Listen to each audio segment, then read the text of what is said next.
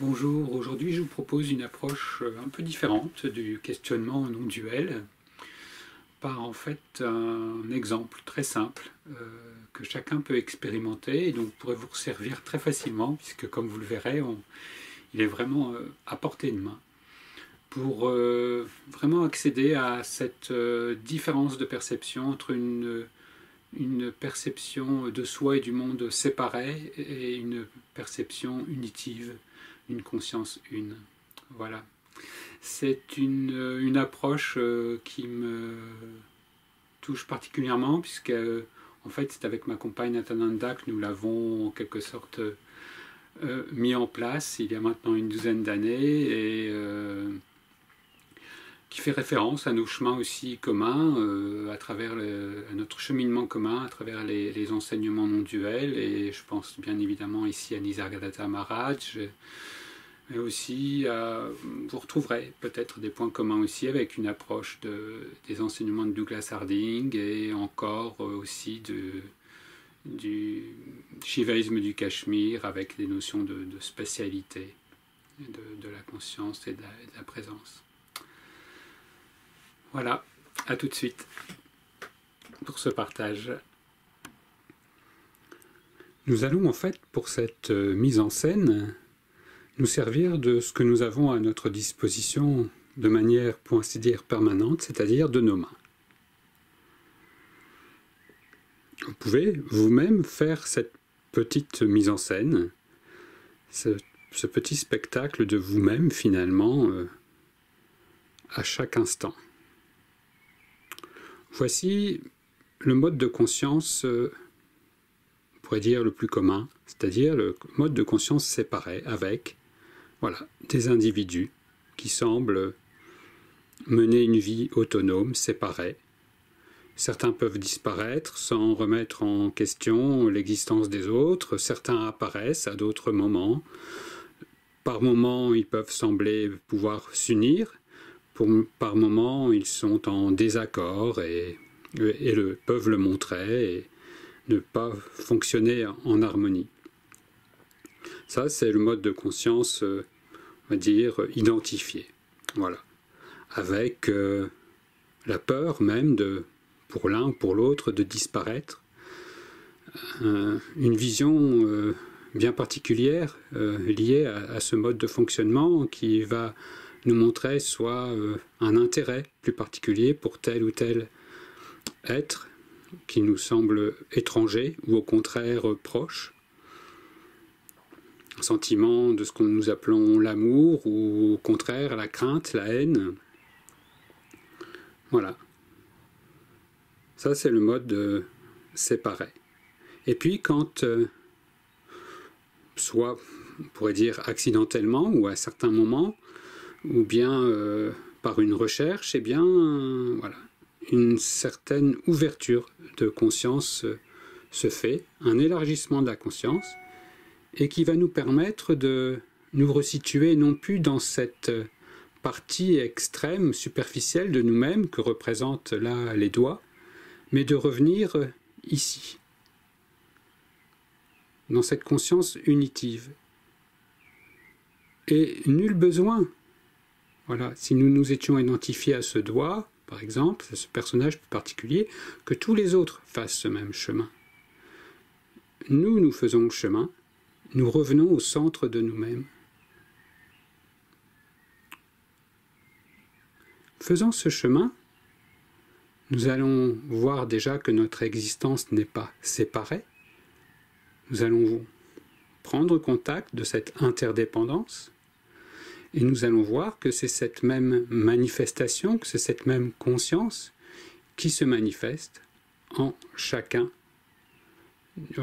de ces parties que nous prenions pour séparer. Et là, plus besoin de grande philosophie, plus besoin de grande réflexion, c'est une simple évidence. Et cette évidence, eh bien, va amener un fonctionnement différent. Cela ne veut pas dire qu'il n'y aura plus de dissension entre ces différentes parties, que certaines ne continueront pas d'apparaître ou de disparaître, mais cela sera vu comme un fonctionnement unitif, un seul et même fonctionnement, un seul et même être, qui à un moment donné s'était comme voilé, mais plus par sa perception que par une réalité, et suivi d'un dévoilement qui lui remontre la totalité de sa manifestation. Ici, 5 doigts, mais évidemment on pourrait en ajouter plein d'autres, hein, et comme par exemple souvent les dieux et les déesses qui sont représentés avec de nombreux bras, de nombreuses mains, et bien voilà, des dizaines, des centaines, des milliards de doigts différents, mais tous unis. Et on pourrait même ici même encore reprendre cette différence entre une main gauche et une main droite, entre des règnes différents, ici le règne humain, ici le règne végétal, minéral, animal, tous revenant à une même source. Et si vous remontez le long de vos bras, eh bien, là, ici, cette conscience qui perçoit, là, en ce moment, qu'il y ait quelque chose, qu'il n'y ait rien, qu'il y ait manifestation dans un sentiment de séparation, de dualité, qu'il y ait manifestation dans un sentiment d'unité, de reliance, qu'il y ait des cycles d'apparition, de disparition. Ici, ce qui est conscient, ce qui voit, ce qui perçoit, ce qui est présent même quand il n'y a plus rien à voir, à percevoir. Cela qui ne change jamais, cela qui n'a pas d'âge, cela qui n'a pas de sexe, cela qui n'a pas de taille, cela qui n'a pas de langage, est toujours ici. Ici même, dans la direction où pointent là tout de suite ses doigts, ici d'où tout est perçu. Ici qui n'a pas de limite, ni à droite, ni à gauche, ni devant, ni derrière. Ici qui est intemporel, parce que en dehors du temps. Ici qui n'a pas de taille, qui n'a pas de début ni de fin, parce que avant toute manifestation et espace pour toute manifestation.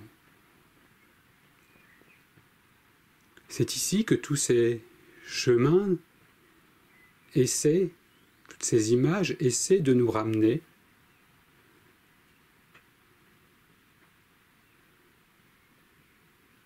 c'est ici que nous pouvons tous nous retrouver, quelles que soient nos formes différentes, quels que soient nos âges, nos langages. C'est ici que nous prenons conscience de notre unité, de notre source unique. Quelles que soient les différences, quelles que soient les dissensions, quels que soient les conflits.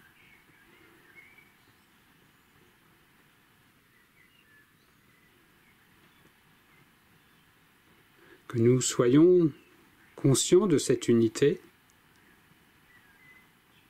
ou que nous vivions dans la séparation, toujours au sein de ce même espace de présence, de conscience, inchangé et inchangeable.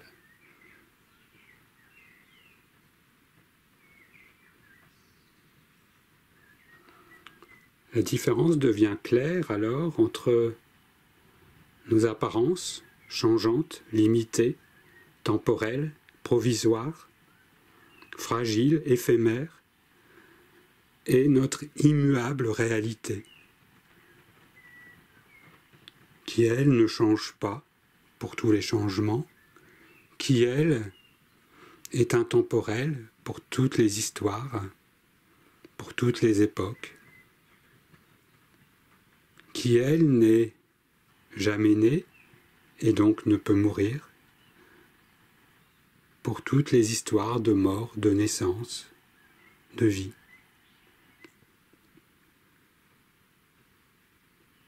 Voilà, simplement, dans la tradition de toutes ces petites histoires, images, mises en scène, qui nous rappellent dans notre quotidien